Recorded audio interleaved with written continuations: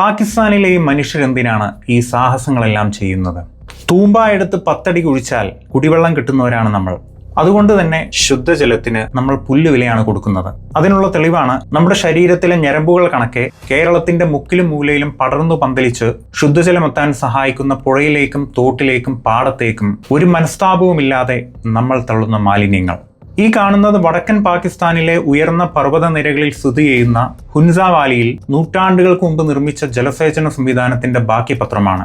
കിലോമീറ്ററുകളോളം ദൂരെ കിടക്കുന്ന ഹിമാനികളിൽ നിന്ന് ഉരുകിയൊലിക്കുന്ന വെള്ളത്തെ പാറകളിൽ കൈകൊണ്ട് കൊത്തിയെടുത്ത ചാലുകൾ വഴി തങ്ങളുടെ വയലുകളിലേക്ക് എത്തിക്കുന്ന മാന്ത്രികത.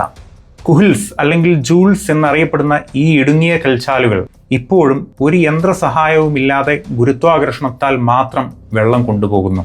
എല്ലാ വസന്തകാലത്തും ഹഷർ എന്ന ട്രഡീഷന്റെ ഭാഗമായി ഗ്രാമവാസികൾ ഒത്തുചേർന്ന് ചാനലുകൾ റിപ്പയർ ചെയ്ത് വൃത്തിയാക്കി 500-ൽ പരം വർഷം പഴക്കമുണ്ടെന്ന് പറയപ്പെടുന്ന ഈ എഞ്ചിനീയറിംഗ് അത്ഭുതത്തെ നിലനിർത്തുന്നു. കിണറുകൾ അസാധ്യവും മഴ അപൂർവവുമായ ആ താഴ്വരയിലെ മനുഷ്യർക്ക് ഈ കൽച്ചാലുകൾ ജീവജലം വഹിക്കുന്ന ഞരമ്പുകളാണ്. എന്നാൽ നമുക്കോ? നമ്മുടെ നാട്ടിലെ നീർച്ചാലുകളിൽ നമ്മൾ നിക്ഷേപിക്കുന്ന മാലിന്യങ്ങൾ ഭൂമിയാകുന്ന ശരീരത്തിന്റെ സിരകളിലേക്ക് നമ്മൾ കുത്തിയിറക്കുന്ന ലഹരിയാണെന്നത് മറക്കാതിരിക്കുക. ലഹരി പരിധിയിലധികമായാൽ പ്രകൃതിക്കും നിലതെറ്റും. നിലതെറ്റിയാൽ